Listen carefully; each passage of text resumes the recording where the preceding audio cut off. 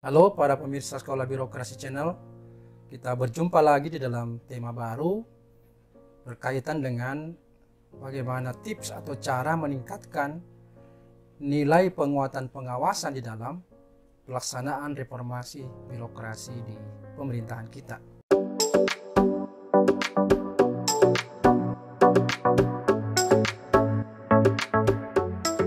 Hal yang penting untuk kita perhatikan adalah siapa sebenarnya penanggung jawab pada aspek penguatan pengawasan di dalam komponen reformasi birokrasi. Organisasi sebagai penanggung jawab pada aspek penguatan pengawasan ini kita bisa melihat pada dua organisasi penting. Yang pertama tentu adalah Inspektorat Wilayah baik di provinsi maupun di kabupaten kota, dan sedikit peran daripada BKD atau BKPSDM di kabupaten kota. Nah, jadi di dalam roadmap reformasi birokrasi yang disusun oleh pemerintah daerah itu memang sudah tercantum unit organisasi atau perangkat daerah apa yang berperan di dalam penguatan pengawasan ini. Nah, khususnya ini bagaimana mereka berupaya untuk memenuhi indikator menghilangkannya adanya praktek gratifikasi. Ada penerapan SPIP, ada penanganan pengaduan masyarakat, bekerjanya whistleblowing, peniadaan benturan kepentingan, bagaimana membangun zona integritas, dan tentu semakin baiknya kualitas aparat pengawasan internal pemerintah atau yang kita sering singkat dengan APIP. Nah, inilah merupakan tugas penting dari inspektorat yang ada di Pemda. Nah, yang perlu kita perhatikan adalah apa saja kegiatan dan rencana aksi yang dilaksanakan dalam konteks penguatan pengawasan ini. Di antaranya adalah melaksanakan sosialisasi yang terkait dengan penanganan gratifikasi. Yang kedua, melakukan sosialisasi ke unit kerja untuk membentuk unit pengendalian gratifikasi. Yang ketiga adalah melakukan MONEF atau monitoring evaluasi secara periodik terhadap implementasi pengendalian gratifikasi. Yang keempat adalah melakukan MONEF secara periodik terhadap penanganan gratifikasi. Yang kelima, melakukan kegiatan tindak lanjut secara periodik terhadap hasil monitoring dan evaluasi. Yang keenam adalah membuat peraturan, baik peraturan gubernur maupun bupati atau wali kota tentang SPIP. Penting dibuatkan peraturan. Yang ketujuh, membangun lingkungan pengendalian. Yang kedelapan, melakukan identifikasi lingkungan pengendalian. Kegiatan yang lain adalah melaksanakan audit yang berbasis risiko yang tentu berdasarkan pada PKPT pemeriksaan. Yang ke-10 adalah melakukan evaluasi terhadap SPIP. Yang ke-11 melakukan evaluasi SPI terhadap seluruh unit kerja. Yang ke-12 adalah melakukan pemantauan pengendalian intern. Yang ke-13 melakukan evaluasi atas penerapan SPI pada masing-masing unit kerja. Yang ke-14 adalah membuat SK gubernur atau SK bupati atau SK wali kota yang terkait dengan standar operasional prosedur yang berkaitan dengan pengaduan masyarakat.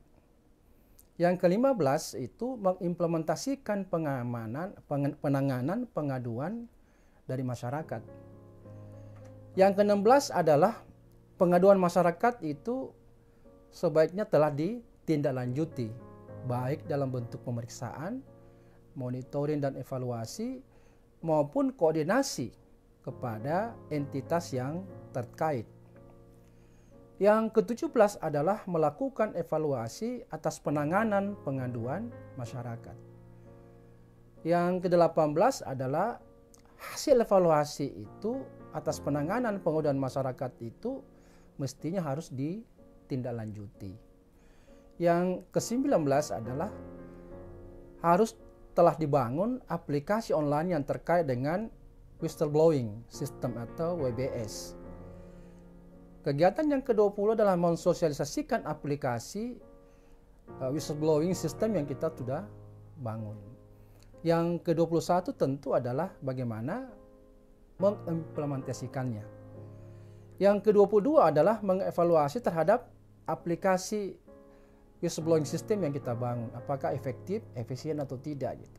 Kalau dibutuhkan perbaikan, maka seharusnya diperbaikan supaya bisa berfungsi dengan optimal. Yang ke-23 adalah menindaklanjuti hasil evaluasi tersebut, lalu membuat SK terkait dengan penanganan benturan kepentingan. Yang ke-25 adalah melakukan sosialisasi terkait SK penanganan benturan kepentingan yang sudah dibuat. Yang ke-26 adalah, ini yang penting, yaitu telah diimplementasikan.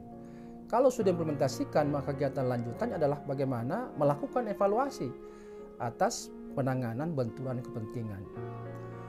Yang ke-28 adalah menindaklanjuti hasil evaluasi atas penanganan benturan kepentingan. Yang ke-29 yang merupakan tugas yang sangat penting bagi inspektorat adalah pencanangan zona integritas. Nah, ini tentu di dalamnya bisa berupa WBK atau WBBM. Ini kemudian telah dilakukan, tentu harapannya di hadapan KPK, Ombudsman ya, atau Kementerian Pan-RB. Kegiatan yang ke-30 adalah menetapkan unit yang akan dikembangkan menjadi awal tahun. Yang ke-31 adalah melakukan pembangunan zona integritas. Jadi bukan lagi pencanangan, tapi sudah membangun ya. Kemudian yang ke-32 adalah melakukan evaluasi atas zona integritas yang telah ditentukan. Kegiatan yang ke-33 adalah rekomendasi terkait dengan APIP yang telah didukung dengan komitmen dari pimpinan. Yang ke-34 adalah melaksanakan pendidikan dan pelatihan bagi APIP sehingga terus-menerus meningkat kapasitas dan kompetensinya. Yang ke-35, APIP ini telah didukung dengan anggaran yang memadai. Yang ke-36 tentu adalah APIP tersebut telah berfokus pada klien dan audit yang berbasis pada risiko. Nah, itu berkaitan dengan penanggung jawab dari penguatan pengawasan yang banyak harus dilakukan oleh inspektorat. Aspek yang penting untuk diperhatikan dalam konteks ini adalah aspek pemenuhan keberhasilan dan tentu kualitas pelaksanaan reformasi birokrasi, khususnya dalam kaitan dengan penguatan pengawasan. Maka hal yang penting yang harus menjadi fokus dan sekaligus menjadi prioritas rencana kerja maupun rencana aksi dalam pelaksanaan reformasi birokrasi di pemerintahan daerah itu adalah bagaimana mengukur sejauh mana ukuran keberhasilan ya pelaksanaan daripada reformasi birokrasi, khususnya pada aspek penguatan pengawasan. Adapun ukuran keberhasilan pelaksanaan reformasi birokrasi di aspek penguatan pengawasan ini antara lain, pertama, meningkatnya kepatuhan dan efektivitas terhadap pengelolaan keuangan negara oleh pemerintah daerah. Yang kedua, menurunnya tingkat penyalahgunaan wewenang pada pemerintah daerah. Dan yang ketiga adalah meningkatnya sistem integritas di pemerintah daerah dalam upaya pencegahan KKN. Adapun indikator dan kegiatan dari masing-masing ukuran keberhasilan dari komponen penguatan pengawasan di dalam proses penyelenggaraan manajemen pemerintah daerah itu antara lain yang pertama adalah gratifikasi yang dicerminkan dengan adanya kegiatan berupa telah terdapatnya kebijakan mengenai penanganan gratifikasi. Yang kedua adalah telah dilakukan sosialisasi kepada masyarakat atau mungkin disebut dengan public campaign gitu ya. Yang ketiga, ada penandatanganan gratifikasi yang telah diimplementasikan. Maksudnya pencegahan gratifikasi itu harus ditandatangani sebagai bagian daripada bentuk komitmen daripada pimpinan di setiap perangkat daerah maupun jajarannya. Yang keempat, telah dilakukan evaluasi atas kebijakan penanganan gratifikasi yang diimplementasikan. Yang kelima adalah hasil evaluasi atas penanganan gratifikasi itu harus bisa ditindaklanjuti. Indikator yang kedua adalah berkaitan dengan penerapan SPIP yang dicerminkan dengan adanya kegiatan berupa telah terdapat peraturan pimpinan organisasi tentang SPIP. Yang kedua, juga telah dibangun lingkungan pengendalian. Yang ketiga, telah mengidentifikasi lingkungan pengendalian. Yang keempat, telah dilakukan penilaian risiko atas organisasi atau unit kerja. Yang kelima, telah dilakukan kegiatan pengendalian untuk meminimalisir risiko yang telah diidentifikasi. Yang keenam adalah sistem pengawasan internal itu telah diinformasikan dan dikomunikasikan kepada seluruh pihak yang terkait. Yang ketujuh adalah telah dilakukan pemantauan pengendalian intern ya, unit kerja ya, ini juga penting sebagai kegiatan yang kedelapan, yaitu unit kerja telah melakukan evaluasi atas penerapan sistem pengendalian internal. Indikator yang ketiga adalah pengaduan masyarakat yang dicerminkan dengan kegiatan antara lain, yaitu telah disusun kebijakan pengaduan dari masyarakat. Yang kedua adalah bahwa penanganan pengaduan masyarakat itu telah diimplementasikan atau yang berkaitan dengan kebijakan penanganan pengaduan masyarakat itu harus diimplementasikan. Yang ketiga, hasil penanganan pengaduan masyarakat itu harus bisa ditindaklanjuti.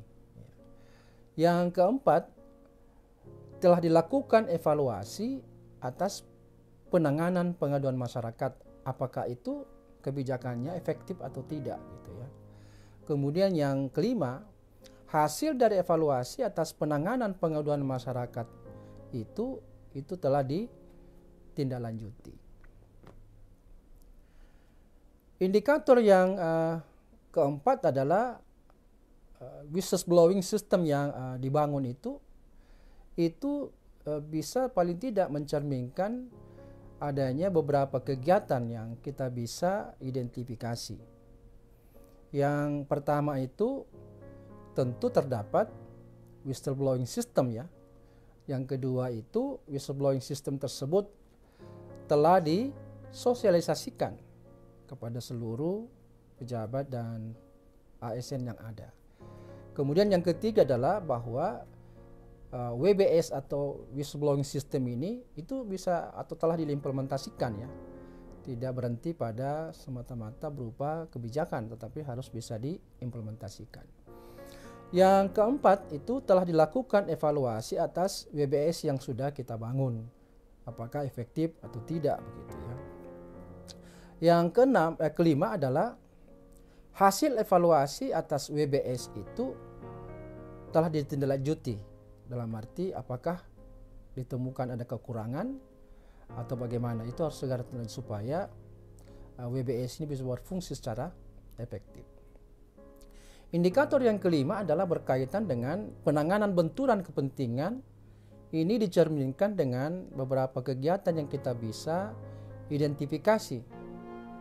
Nah, kegiatan yang kita bisa identifikasi itu terkait misalnya apakah memang telah terdapat penanganan benturan kepentingan di dalam unit organisasi di masing-masing. Yang kedua, apakah ada penanganan benturan kepentingan yang telah disosialisasikan kepada seluruh perangkat daerah. Yang ketiga adalah penanganan benturan kepentingan itu telah diimplementasikan. Jadi bukan semata-mata disosialisasikan, tapi juga harus diimplementasikan. Nah, yang keempat tentu harus lakukan evaluasi, monitor evaluasi atas penanganan benturan kepentingan tersebut. Nah, hasil evaluasi itu atas penanganan benturan kepentingan itu harus ditindaklanjuti. Berikutnya adalah indikator yang keenam. Ini berkaitan dengan pembangunan zona integritas yang dicerminkan dengan beberapa kegiatan. Penting untuk disampaikan pada kesempatan ini bahwa zona integritas itu merupakan bentuk miniatur daripada pelaksanaan reformasi birokrasi. Karena kalau kita mencanangkan WBK, maka itu 5 indikator dan 8 komponen RB itu sudah dilaksanakan. Apalagi kalau kita masuk di WBBM, itu pasti 6 ya, dan 8 komponen RB yang harus dilaksanakan. Karena itu dipandang sebagai miniatur keberhasilan reformasi birokrasi. Nah, itu kegiatan ini bisa dicerminkan misalnya dengan telah dilakukan pencanangan zona integritas. Yang selanjutnya sudah ditetapkan unit yang akan dikembangkan menjadi zona integritas. Yang ketiga, telah dilakukan pembangunan zona integritas. Dan kegiatan yang keempat, telah dilakukan evaluasi atas zona integritas yang telah ditentukan sebelumnya.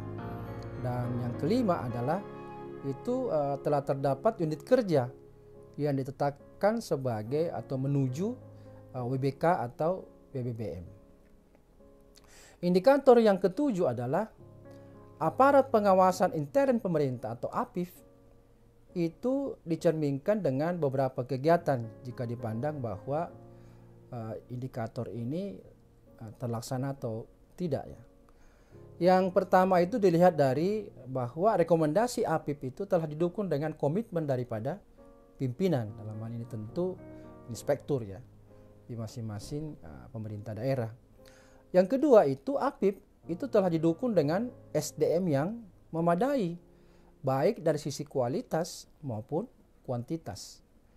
Yang ketiga bahwa APIF itu didukung juga dengan anggaran yang memadai. Yang keempat tentu APIF ini harus berfokus pada klien ya, dan audit yang berbasis pada risiko. Nah, aspek yang ketiga yang penting untuk diperhatikan dalam hal ini adalah aspek reform. Nah, dalam aspek reform ini yang berkaitan dengan area penguatan pengawasan, memang terdapat beberapa kegiatan yang bisa kita ukur dari aspek reformnya ini. Kegiatan yang dimaksud itu pertama bahwa ada penyampaian LHKPN di mana pengukuran dari indikator ini bisa dinilai dari persentase penyampaian LHKPN ya. Kemudian yang kedua, jumlah yang harus dilaporkan. Kemudian jumlah yang sudah dilaporkan. Nah, ini merupakan bentuk indikator dari penyampaian LHKPN. Yang kedua, penyampaian LHKPN ini di mana pengukuran dari indikator itu ya, dari indikator ini kita bisa nilai dari persentase penyampaian LHKPN ya. Kemudian jumlah yang harus dilaporkan atau melaporkan, kemudian jumlah yang sudah melaporkan. Ini merupakan bagian dari indikator dari pelaksanaan aspek reformnya.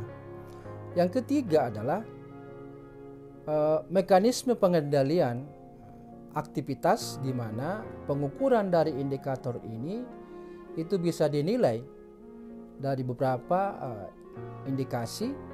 Yang pertama, telah dilakukannya mekanisme pengendalian aktivitas secara berjenjang sesuai dengan tingkatan struktur organisasi yang ada. Yang keempat yaitu penanganan pengaduan masyarakat, di mana pengukuran dari indikator ini itu biasanya dinilai dari persentase penanganan pengaduan ya dari tentu masyarakat. Yang kelima adalah pembangunan zona integritas, di mana pengukuran dari indikator ini itu bisa dinilai dari indikasi adanya komitmen pembangunan zona integritas. Dalam artian di sini akumulasi dari komitmen pembangunan ini. Yang kemudian yang kedua, ada pemetaan unit kerja untuk membangun zona integritas. Kemudian yang ketiga, jumlah wilayah birokrasi atau WBK ya di dalam 1 tahun. Kemudian jumlah WBM di dalam 1 tahun. Indikator yang keenam adalah peran AFIP, di mana pengukuran dari indikator ini bisa dinilai dari apakah AFIP itu telah menjalankan fungsi konsultatif. Berikutnya, apakah AFIP itu memberikan saran masukan yang terkait tentu dengan peningkatan kinerja unit kerja yang diberikan advice gitu. Kemudian indikator yang kelima adalah aspek hasil antara.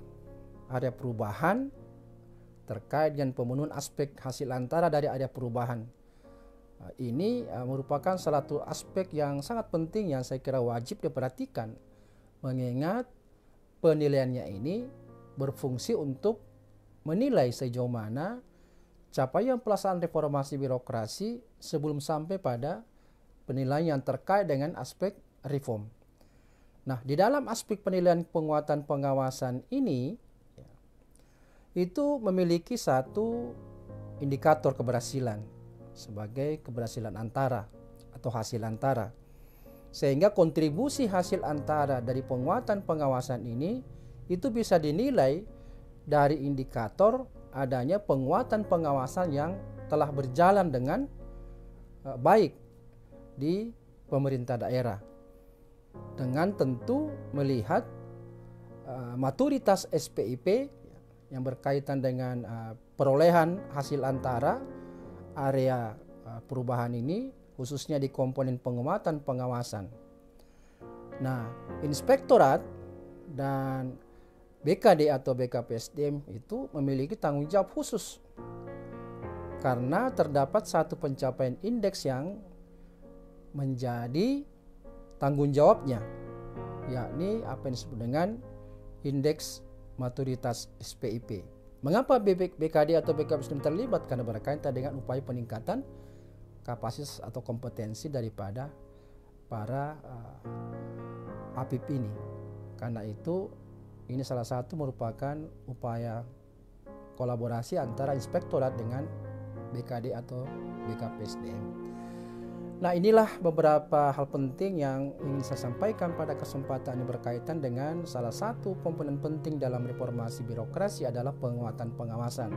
Mudah-mudahan dengan informasi sekilas ini bisa diambil kira-kira bagaimana bisa diimplementasikan dalam reformasi birokrasi di masing-masing pemerintahnya, sehingga lambat laun akan terjadi peningkatan kualitas pelaksanaan reformasi birokrasi yang tentu akan berimplikasi pada meningkatnya indeks RB di masing-masing daerah. Mudah-mudahan kita akan ketemu lagi di sesi lanjutan daripada bagaimana mengimplementasikan reformasi birokrasi secara terstruktur dan terus meningkat nilainya. Dan jika Anda menginginkan sebuah jawaban yang lebih luas lagi berkaitan dengan tema kita ini, silakan Anda berkomentar di dalam ruang chatnya di YouTube kita ini. Insya Allah saya akan jawab dengan baik, dan saya ucapkan bahwa salam reformasi birokrasi.